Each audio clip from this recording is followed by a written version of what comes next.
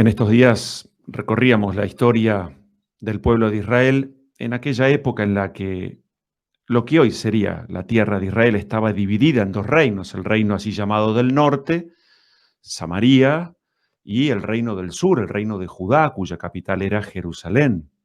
Habíamos visto cómo los asirios, al mando de este rey Sennacherib, se habían apropiado del reino del norte, habían hecho un intento por hacerse también del reino del sur, camino a Egipto, pero ese rey no pudo. Van a pasar 100 años, nos trasladamos del año 700 al año aproximadamente 600 antes de Cristo, con este otro rey, conocido por todos, Nabucodonosor. Y él sí puede. Y puede, diríamos así, haciendo una lectura como religiosa de la situación histórica vivida, porque en ese momento existía en Jerusalén un rey, Joaquín o Jeconías, que él, así como sus padres, habían hecho aquello que era malo delante de los ojos de Dios. Habían ido relajando las costumbres, en fin, toda una serie de descuidos. Empezaron, como suelen ocurrir las cosas, pequeños descuidos, desintereses, olvidos de Dios, cerraron el oído a lo que Dios les proponía, no escucharon la voz de los profetas, y tarde o temprano la desgracia vino. Nabucodonosor invade esa zona y entonces se apropia de Jerusalén, del templo, y bueno, allá marchan deportados al exilio. Un momento durísimo en la historia de Israel, 597 años antes de Cristo. Y entonces, claro, ocurre en la desgracia lo que, bueno, tantas veces nos sucede a nosotros. Cuando las cosas se ponen fuleras, complicadas, ahí empieza como la pregunta a Dios: ¿qué nos hiciste? ¿Es que acaso te olvidaste de nosotros? ¿Cómo vivir en este tiempo con esperanza? Bueno, el pueblo va a tener que recorrer ese tiempo del exilio y va a tener que aprovechar, va a tener que comprender que ya que están en esa situación, es una ocasión oportuna para releer, reflexionar, repasar cuáles fueron sus fallos, sus errores, en qué pueden mejorar, arrepentirse de corazón y tomar las medidas para que eso no vuelva a ocurrir. En aquel momento ese exilio supuso ese tiempo para el pueblo de Israel.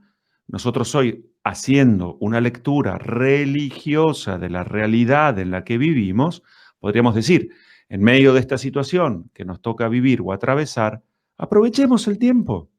Estamos tal vez a las puertas de extendernos una vez más con una cuarentena que se pone dura, difícil. Bueno, ¿a qué tanta queja? Aprovechemos este tiempo para estar más unidos entre nosotros, marido y mujer, más unidos papá y mamá con sus hijos. Ustedes tienen que sembrar esperanza, tienen que mostrar a sus hijos que aún en medio de una situación adversa hay muchas razones para ser felices, aprovechar el tiempo por lo pronto para interpretar, mirarnos en la verdad de nuestras obras. ¿Cuáles han sido nuestros olvidos de Dios? ¿Dónde endurecimos el corazón? ¿Dónde aparecen esa serie de pequeños descuidos que dejan de ser pequeños y pasan a ser verdaderos abandonos de Dios? Hipocresías, falsedades, estar un poco por acá y un poco por allá. Entonces, esto es hacer lugar a la palabra de Dios en el día a día de nuestra vida. Porque de lo que se trata, esto es lo que Jesús pone de manifiesto en el Evangelio. Se trata de vivir de acuerdo a la voluntad de Dios.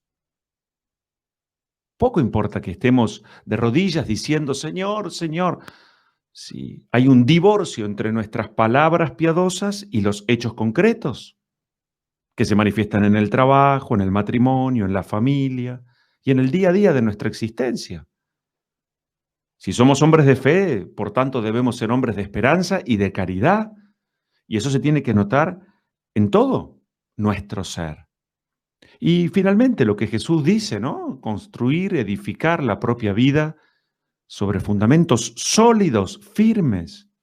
Este tiempo que tenemos por delante, donde muchos dicen, tenemos tiempo por demás, aprovechémoslo para rezar, ponernos delante del Señor. Estoy edificando mi matrimonio, mi familia, mi propio ser sobre roca firme entiendo, creo verdaderamente, experimento que Dios está allí donde me puedo apoyar en todo lo que verdaderamente necesito. Y por eso entonces puedo escuchar con calma lo que Jesús me decía el domingo. No tengan miedo. Yo puedo decir no tengo miedo porque sé muy bien, Pablo, en quién he puesto mi confianza. Sé muy bien en quién me apoyo. Estos días hablaba con una persona por teléfono, le pregunto, ¿qué tal? ¿Cómo está tu padre? Y me dice, una desgracia, lo tuvieron que conectar. Bueno, más allá de la situación, rezaré por él, etcétera, etcétera. Corto, inmediatamente entra otro llamado, ¿no? Otra persona. ¿Qué tal? ¿Cómo estás? Bueno, muy contenta, me dice la señora, porque hoy finalmente pudieron conectar a mi hermano a un respirador, ¿no? Fue muy abrupto el contraste. Una persona enojada porque conectaban al marido y a otra persona feliz, agradecida, porque había todavía una oportunidad más para que su hermano pudiera extender su vida, vaya a saber cuánto tiempo. Hoy mismo, ahora estoy celebrando la misa una vez más, con enorme ganas y entusiasmo, cerca del mediodía, porque a la mañana temprano aparece ese cartel que a todos nos ha aparecido alguna vez en nuestros dispositivos. Ha perdido la conexión y el desastre, ¿no? Después todos los llamados, ¿qué pasó, padre, que no estaba? Y sí, esto, se perdió la conexión, pero no es una tragedia. Volvemos a celebrar a Jesús, aquí está, y volvemos a reafirmar este mensaje, donde se trata no solamente de estar conectados, pero hay algo de cierto en esta expresión.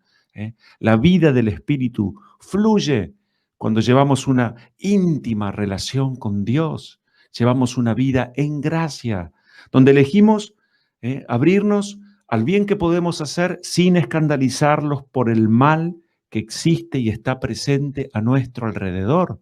Queremos construir sobre roca, fundamentos firmes, y eso es a pico y pala.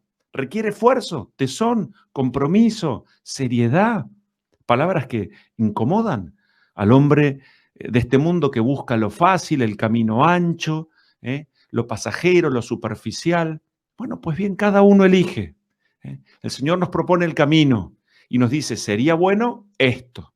Escuchen mi voz, edifiquen su vida sobre fundamentos firmes. Yo estoy con ustedes. No tengan miedo.